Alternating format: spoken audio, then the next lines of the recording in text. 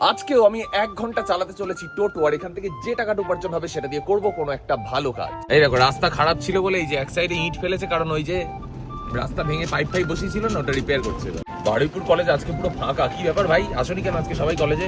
এই দেখো, এখন রয়েছি খাসমল্লিকে, আর আমি সেই বারুইপুর কলেজের সামনে থেকে হয়ে পদ্মপুকুর হয়ে ঘুরে খাসমল্লিক ঢুকেছি। কোনো প্যাসেঞ্জার পাইনি ভাই, আজকে বাজারে একটু চাপ আছে, তার মানে ছেড়ে দেবো কোথাও।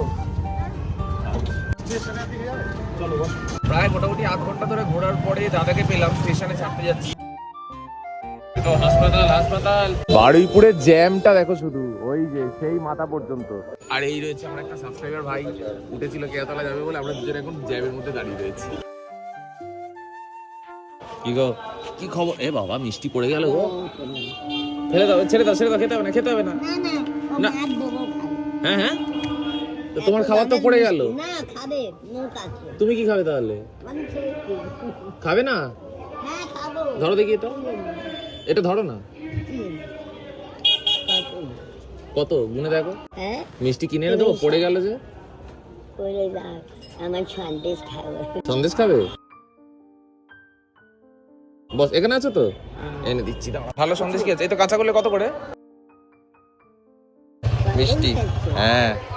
তোমার তোমার এটা ধরো বাবা, হ্যাঁ। তোমার মা বাবা আছে?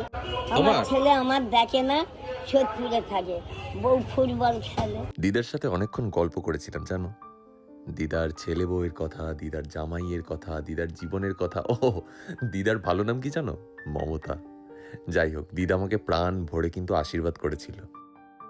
বাবা, আমার একটা কড়া কিনে দিবি, আর একটা ভাত রান্না করে খাবো। মিষ্টি আমার হাত থেকে পড়ে যাচ্ছে, এত ভারী। আমি না খেতে আছি। তো ধরবে তো এটা। আর এই জামাই বাবা শুধু টাকা পয়সা চুরি করে না, 3 দিন না খেয়ে আসি। আর সবশেষে আমার কাছ থেকে কয়েকটা দামি দামি জিনিস চেয়ে ফেলেছিল, সবটা বলছি। দেখো, কিছু কিছু মানুষের জীবনের গল্প শুনলে না ভাই, মানে ওনার জীবনের দাবি হচ্ছে একটা যা হোক করে প্লাস্টিক দিয়ে ঘেরা একটা ছোট্ট ঘর, একটু হাঁড়ি কড়া, আর অল্প অল্প কিছু চাল ডালের বাজার। ভাই এটুকু আমার কাছে চেয়েছে। আমি এত কষ্ট হয়েছে না যে আমি হব একদিন ক্যাপেবল হব এই মানুষগুলোর মুখে হাসি ফোটানোর জন্য। ভাই আমি 170 টাকা দিয়েছিলাম, আর 34 টাকার 32 টাকার মিষ্টি কিনে দিয়েছিলাম। মিষ্টিটা আমার চোখের সামনে পড়ে গেল ভাই।